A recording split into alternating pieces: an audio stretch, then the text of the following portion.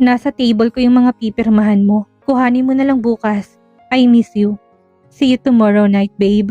Mabilis sasabihin na ibaba ang telepono nang wala nang sagot sa huli niyang sinabi. Parang nasa sitwasyon siya ulit kung saan hindi gustong tugunin ni Sabina noon ang mga pahayag niya. Ganon sila ni Sarina noon na nagwalang bahala siya at pinakasalan pa rin. Malinaw na pala na wala talaga itong pagtingin sa kanya. Pero nakakapagtaka na kahit yata ayaw sa kanya ni Sabina at napipilitan lang sa mga kondisyon niya ay masaya pa rin ang puso niya at gusto niya pa rin ang ginagawa. Kahit isiksik niyang sarili sa dalaga ay okay lang. Huwag lang magloko si Sabina katulad ng ginawa ni Sarina noon ay magpapaalipin siya sa damdamin niya dito. Malapit na rin namang ihain sa korte ang annulment papers para mapalaya na siya sa kasal nila ni Sarina. Masaya si Sabina dahil maghapon niyang maasikaso si Jace.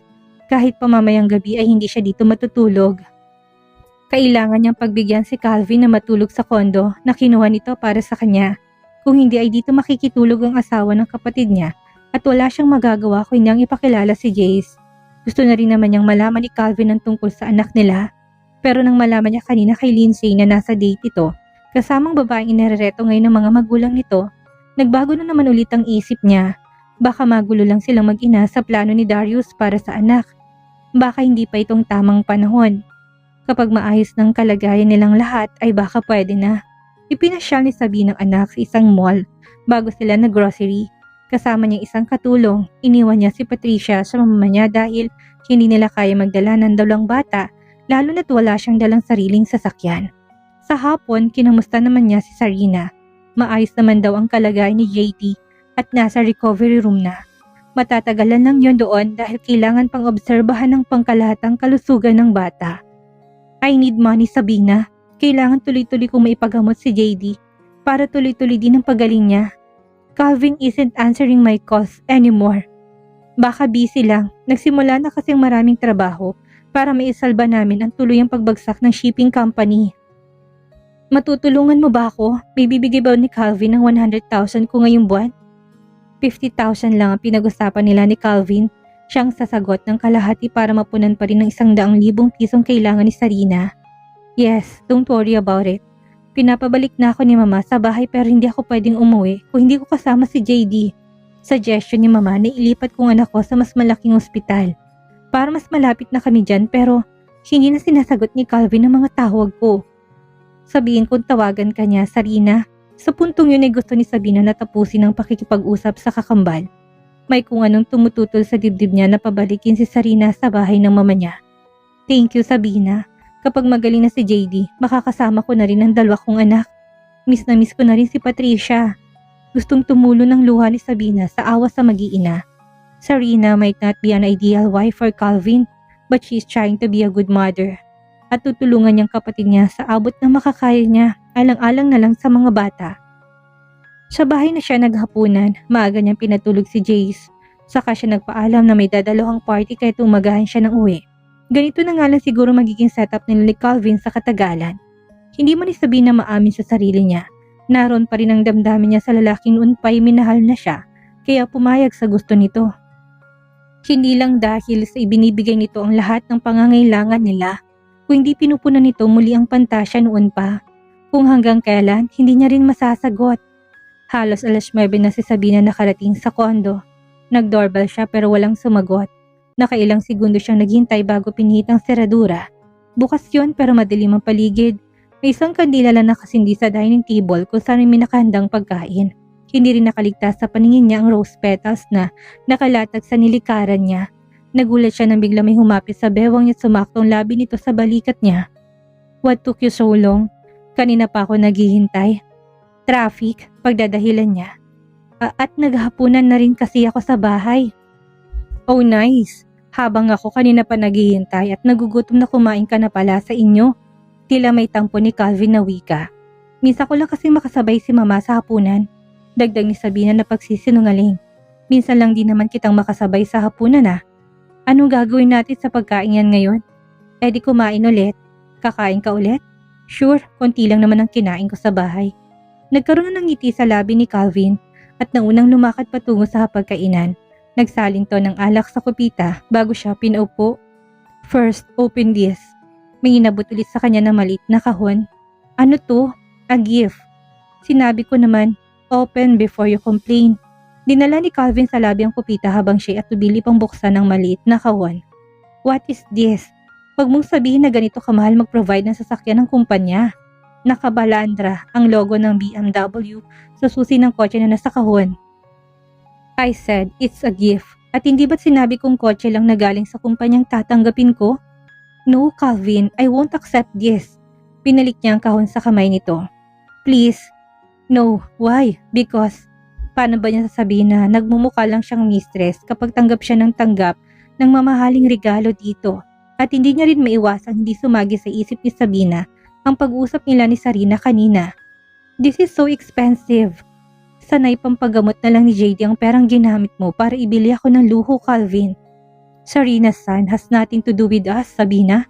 Formal man naman ni Calvin na wika. I am giving this to you because I want to. Siguro naman may karapatan ako na gawin ang gusto ko sa pera ko. Alam ko naman yun. Pero, how much does Sarina need this month? Kapag ba binigay ko ang perang kailangan niya, tatanggapin mo na yan nang hindi ka nakakaramdam ng guilt? Isang malalim na buntong hiningang pinakawala ni Sabina. Kaya hindi makawala si Sarina kay Calvin kahit hindi nito mahal ang asawa ay dahil sa marangyang buhay na kaya nitong ibigay. Kung ano lang ang napag-usapan natin, yun lang ibibigay mo. But please, a less expensive car will do. Sige, tanggapin mo na yan ngayon, yung susunod na kotse mo. Honda Civic na lang. Kasya naman ang dalawang kotse sa garahe nyo, hindi ba? Napilitan na si Sabina nang umiti sa biro ni Calvin. Wala naman tong kasalanan kung bakit gano'n ang sitwasyong kinalalagyan ni Sarina. Siya lang ang nakokonsensya dahil dakilang mistress na siya ngayon ni Calvin. Subukan mo bigyan ako ng isa pang sasakyan at mawawalan ka ng finance head, Mr. Ortega. Isang tawang pinakawalan ni Calvin bago nagsimulang kumain. You miss me now? Yes, undress me. What? Undress me. You have control over me. I want to be familiar with my body. I am yours now. Sumunod naman si Sabina. Tuluyan niyang inalis ang polo nitong kanina pa naman nakabukas. Kasunod nitong inalis ang pantalon nitong itim. Now you see how I want you. Parati namang ganyan niya. What? Noon mo pa siguro pinagmamasan ng pantalon ko. Of course not. Agas naman ni Sabina sa depensa. Nakatitig lang si Calvin sa kanya dalang pigil ng ngiti. Kinuha nitong kamay niya sa kaginiya sa ilalim ng pantalon. Gusto ni Sabina na pamulahan ng mukha. Mabuti na lang dahil malamlam ang ilaw sa silid. I need you now, Sabina. Si Calvin na nagubad noon bago siya ipinangkot din nila sa kama. Mabilis sininduin ang kinang mga labi niya habang naghubad ang kamay nito ng skirt at underwear niya. Ide-deny mo pa na kanina ka pa naman basa. Nakangisi nitong komento. Watch your words, Calvin. Babala ni Sabina na tinawanan naman ito. Pagkatapos nilang kumain na may sinagot na tawag si Calvin. Kanina pa tunog ng tunog ang telepono nito na hindi nito pinapansin. Inabala ni Sabina ang sarili sa kusina habang nakikipag-usap ito sa ama. Hindi niya na kailangan marinig kung anong pinag-uusapan ng dalawa. Hey, hindi kita pinapunta rito para maglinis sa lababo. Yumakap si Calvin sa likod niya nang matapos itong makipag-usap sa telepono. 2 pinggan lang naman to. No, ako nang bahala dyan mamaya. Let's go outside. Giniya siya ni Calvin patungo sa silid hanggang sa balkonahe. May round cocktail table doon na may 2 kupita ng alak. Kinuha niya kaagad ang isa. Nagtatanong bang papa mo kung bakit hindi ka umuwi sa inyo ngayon? I'm 30 years old, babe. Pakailan ba nila kung saan ako uuwi? Parang nagtatalo yata kayo. Tinitigan siya ni Calvin sa kalanganing sumagot. He wants to pick me up, Francine, tomorrow. And, wag na natin siyang pag-usapan. It will just ruin our mood. How was your day? Isang pilit ng ngiti ang pinakawalan nito. Napilitan na rin si Sabina na nagantihan ng ngiting yun. Oh, it was fun. Maganda pala kapag maghapon kitang hindi nakikita. Walang istorbo, walang makulit, walang nakakainis. Alam ni Sabina na alam ni Calvin na nagbibiro siya dahil nakangiti naman siya. Really?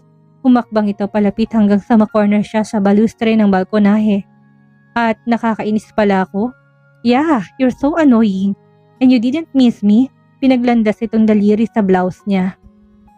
Kahit makapalang suot niyang panloob ay parang kinikiliti ang buong katawan ni Sabina dahil na rin sa ininom na matapang na red wine. No, that hurts. Wika ni Calvin na nilapag ang hawak na kupita sa cocktail table. Tinalikuran niya ito at tinanaw ng madilim na paligid ng Green Hills. Mga ilaw lang sa matatayog na building ang natatanaw niya. Inubos ni Sabina ang natitirang laman ng kupita saka kinuha ni Calvin ang baso sa kamay niya. I will make you miss me. Niyakap ni Calvin ang mga braso sa katawan niya.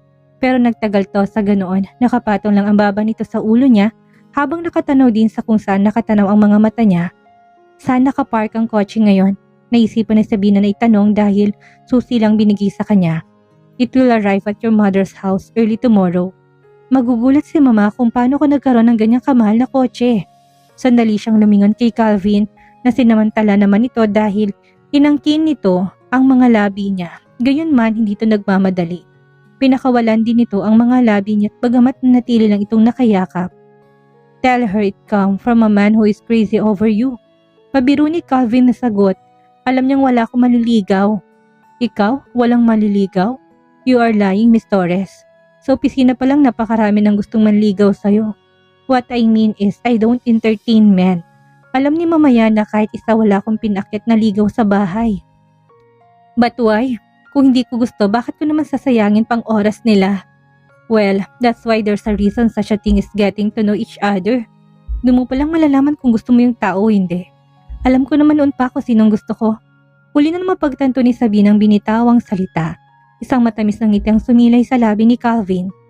I mean, alam ko na kung anong tipo ko sa lalaki. Siyempre kapag may nanligaw sa'yo, alam mo na kung ano yun yung hinahanap mong katangian. O hindi, pagdadahilan pa niya. Tama ng paliwanag, pinakilig mo na ako, binawi mo pa. Natatawa nitong wika. Ang yabang mo kung feeling mo may gusto ako sa'yo ha.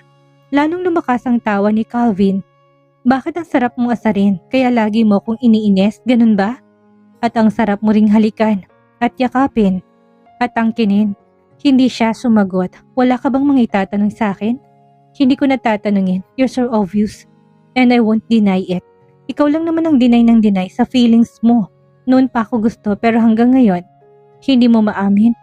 Hindi ka rin conceited, Mr. Ortega. Isang malakas na tawang pinakawalan ni Calvin bago niluwagan ng necktie.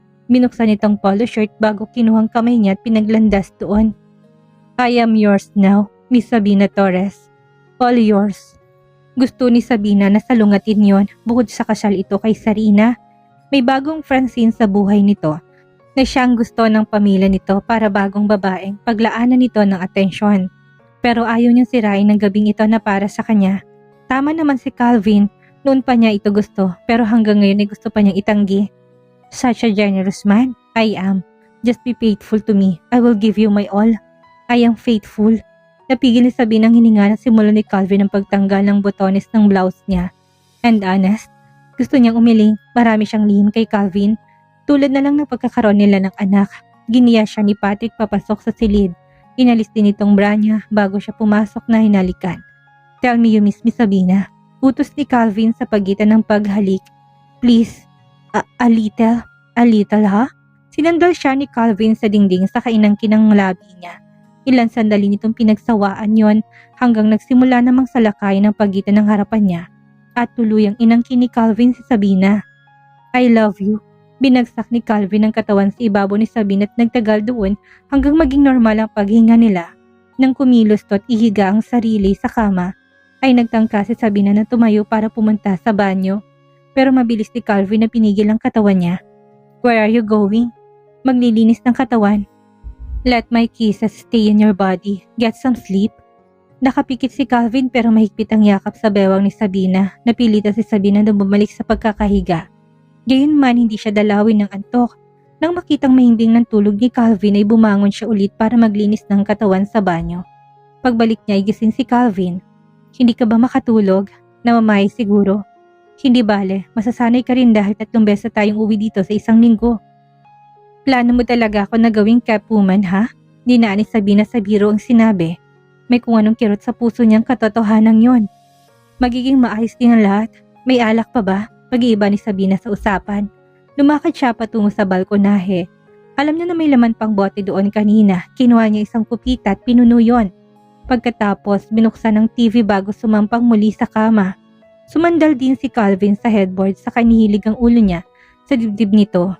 Matulog ka na, mamaya antukin na rin ako. Mahina niyang wika. Nanatili na kayakap si Calvin sa katawan niyang nabalutan ng roba. May pasok ka bukas sa opisina. Dapat ka ring matulog ng maaga. Ubusin ko lang ito. Ang tinutukoy ni Sabina, ang laman ng kupitang nasa kalahati pa. Pwede bang dito ka nalang umuwi bukas ng gabi? Hindi nga pwede. I love holding you like this. Wag muna tayong pumasok. Pagkatapos mong pabalikin yung dalawa mong malaking kliyente, hindi mo papasukan dahil lang gusto mo ng make love. Nice one, Mr. Ortega. Isang araw lang naman. And this isn't just about make love. Talaga ba? Isang tawang pinakawala ni Sabina. Paano nagsisimula na namang maglakbay ang kamay nito sa katawan niya? Ayaw mo pa kasing matulog. Anong ayaw matulog? Ang sabi ko, hindi ako makatulog. Magkaiba yon. Papauntukin kita. Isang isim pinakawala ni Calvin. Papaantukin pero may ahas na gumagalaw sa ilalim ng roba ko. Stop it, Calvin. Inubos si Sabina ang laman ng kupita sa kamuning tinuon ng atensyon sa TV screen. Gusto niyang baliwalain ang pag-aakit ni Calvin sa kanya. Nakatulog na lang si Sabina nang wala sa ayos habang nakayakap sa kanya si Calvin. Nagising na lang si Sabina na may paglakad-lakad sa silid. Maliwanag ng paligid. What time is it? 8 o'clock. 8 o'clock?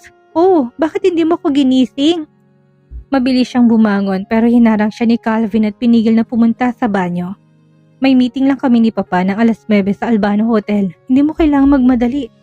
Pumasok ka ng alas 11 ng tanghali gamit ang bago mong kotse. May almusal na sa mesa. Kumain ka muna bago ka umalis. Yes, sir. Hindi ba pwedeng yes, babe? O yes, mahal?